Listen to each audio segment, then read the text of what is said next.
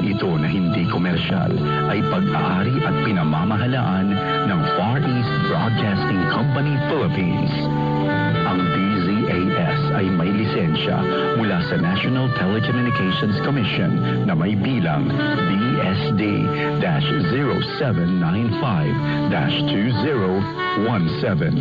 Nagsasahimpapawid ang DZAS araw-araw sa lakas na 50 kilowatts sa 702 kHz sa AM band mula alas 4:35 ng umaga hanggang alas 12 ng hating gabi. Ang mga studio nito ay nasa One Corporate Center, 46th floor, Doña Julia Vargas Avenue, corner Meralco Avenue, Ortigas Center, Pasig City. At ang transmitter naman ay nasa Bukawi, Bulacan.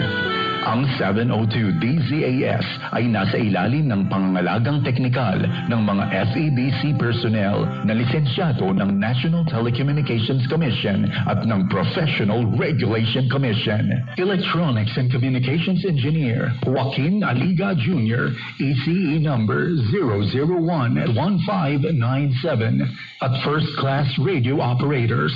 Elizalde Aramay, NTC number 17-1PNCR-268486.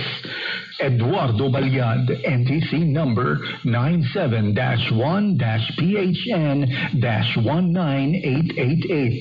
Rafael Barduquillo, NTC number 14-1-PNCR-26670. George Cristobal, NTC number 16-1-PNCR-26841. Raimundo Cristobal, NTC number 01-PHN-23193.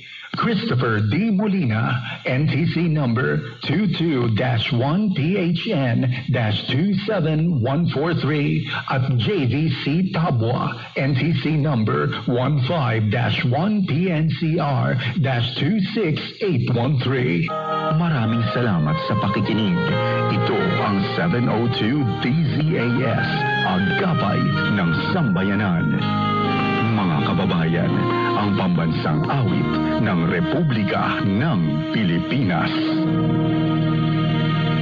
Bayang maging presensya naman, alam ng puso sa ibig mo'y buhay, lubang hirang buwela ng magiging sa manlulubing kinabasisin sa dagat at bundok sa simay at sa langit mong mga Manila ng tula.